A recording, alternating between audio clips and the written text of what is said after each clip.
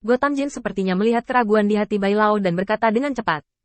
Sebenarnya, dampak dari masalah ini tidak terlalu besar. Semakin tinggi kekuatannya, semakin sulit untuk meningkatkan setiap langkah, dan itu membutuhkan sumber daya yang besar. Pondasi kuil penguasa cahayanya terlalu lemah, dan bawahan meninggalkan kuil penguasa cahaya. Setelah tim, saya pergi ke wilayah Bintang Changlan dan menyelinap masuk untuk memeriksanya. Kuil penguasa cahaya melindungi para pengikutnya dengan sangat baik. Susunan yang tak terhitung jumlahnya ditampilkan untuk memberikan perlindungan bagi para penganut kuil penguasa cahaya. Bahkan bawahanku tidak dapat dengan mudah menerobos. Tapi ini juga kelemahan fatal mereka. Bagaimana mereka bisa meningkatkan kekuatan mereka, bagaimana mereka bisa marah, dan bagaimana mereka bisa menjadi pemain yang kuat tanpa melalui pertempuran. Oleh karena itu, bawahan ini bermaksud untuk menekan cahaya. Kuil utama membunuh masa depan kuil utama. Kata-kata Gotham Jin berbicara jauh ke dalam hati Bai Lao. Dan mereka semua mengangguk dalam diam, menyatakan persetujuan mereka. Baik sekali. Kalau begitu terserah padamu kali ini. Ayo, kami akan diam-diam memberimu dukungan terbesar. Kota reruntuhan dan orang-orang di 300 kota terapung terdekat dapat dikirim sesuka hati. Setelah beberapa keputusan, Gotham Jin meninggalkan Mahkamah Agung. Hanya beberapa langkah keluar, utusan Dewa Gotham Jin melihat Byron, yang masih tampak seperti sedang mengembara. Byron melangkah maju dan mengepalkan tinjunya pada utusan Tuhan Gotham Jin. Selamat atas keluarnya Anda. Mari kita mengobrol bersama. Ada banyak perubahan di Mahkamah Agung akhir-akhir ini. Utusan Dewa Gotham Jin langsung menolak. Tidak, aku dalam posisi penting, jadi tidak nyaman untuk mengobrol. Terlepas dari reaksi Gotham Jin, Byron melingkarkan lengannya di bahunya dan berjalan jauh keluar. Ngomong-ngomong, kita juga berteman. Sekarang setelah kamu melalui kerja keras selama 3000 tahun, kamu harus meninggalkan Mahkamah Agung sebelum kamu merayakannya bersama kami. Tidak peduli apa. Kamu harus membiarkan aku mengirimmu pergi. Meskipun saya tidak tahu apa yang telah diatur oleh Mahkamah Agung, saya harap Anda dapat kembali dengan selamat setelah menyelesaikan tugas. Ngomong-ngomong, toples anggur ini adalah saat kita pertama kali bertemu 100 tahun yang lalu. Aku berjanji padamu sebotol anggur yang enak. Cobalah.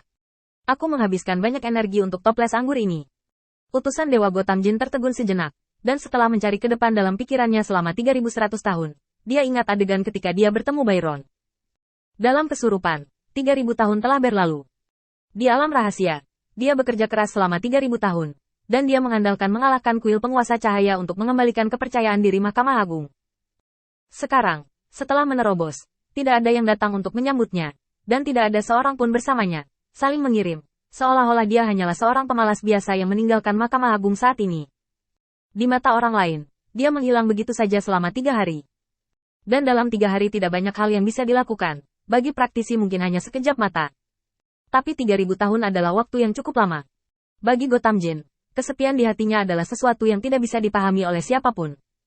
Tapi Byron muncul, dan dengan caranya yang paling sederhana, dia dengan mudah menarik jarak di antara keduanya.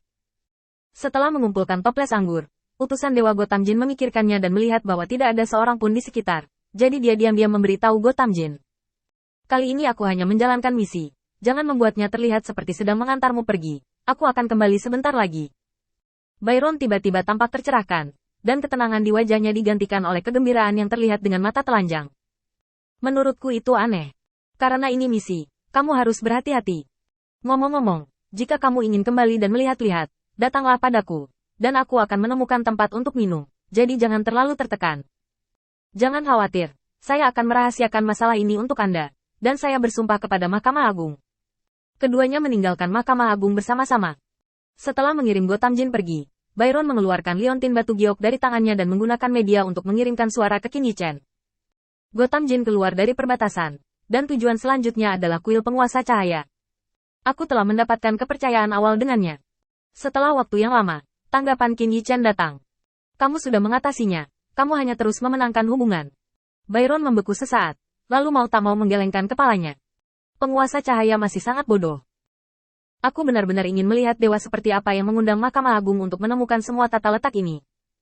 Setelah menyingkirkan pikiran yang mengganggu di benaknya, Byron terus pergi ke kota yang hancur. Lagi pula, dia juga orang yang berhubungan dengan kuil Lord of Light atas namanya. Tugasnya saat ini adalah memasuki kuil Lord of Light. Jika dia bisa membantu Gotham Jin secara diam-diam, dia akan bersedia mengungkapkan lebih banyak informasi. Di sisi lain, Qin Yichen akhirnya datang ke kota pemurnian Beiyun setelah perjalanan panjang. Setelah menemukan tempat untuk berkemah di luar, Qin Yichen menunggu utusan yang diatur oleh Beiyun Liancheng untuk datang dan bertemu. Bagaimanapun, dia sudah mendiskusikan masalah ini dengan penguasa kota-kota pemurnian Beiyun dan ingin bekerja sama. Meskipun Qin Yichen sekarang memiliki ide yang diperbarui, dia ingin menunjukkan kekuatan kuil penguasa cahaya, dan mengubah kerjasama rahasia menjadi kerjasama terbuka. Tetapi dampaknya tidak besar. Qin Yichen percaya bahwa penguasa kota Liancheng lebih bersedia untuk menunjukkan wajahnya dan berpartisipasi dalam pertempuran ini. Lagi pula, dengan cara ini, dia benar-benar terikat padanya, dan itu bisa membuatnya merasa lebih nyaman. Tuan Hui Guang, ada 40.000 orang di kota pemurnian Beiyun yang berangkat dan datang ke arah kita. Saya tidak tahu apa tujuannya. Ketika berita mata-mata itu muncul di benaknya, Qin Yichen tertegun sejenak, dan kemudian dia tertawa terbahak-bahak. Aku tidak menyangka. Aku punya ide baru dalam 2 hari terakhir, dan dia juga memiliki rencana berbeda untuk menyempurnakan kota. Tawa Qin Yichen tiba-tiba berhenti, dan matanya penuh dengan ketidakpedulian. Karena kamu ingin menahanku, jangan salahkan aku.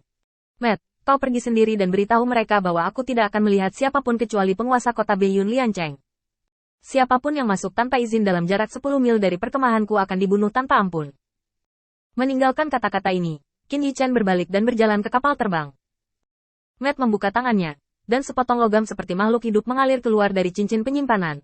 Mereka berkumpul menjadi bentuk kuda perang, dan kuku mereka mendarat dengan kuat di kapal terbang. Lin Bai melihatnya, lalu menoleh dan berhenti mencari. Apa yang kamu lakukan di sini untuk Renaissance? Menunggang kuda. Matt melompat, mengambil tombak, dan pergi, dengan responsnya di angin.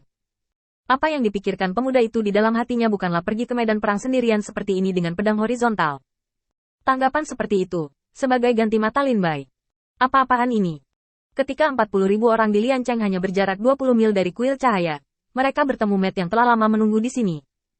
Diselubungi logam, tanpa sedikit pun daging dan darah, Carol, pemimpin tim, mengangkat tangannya.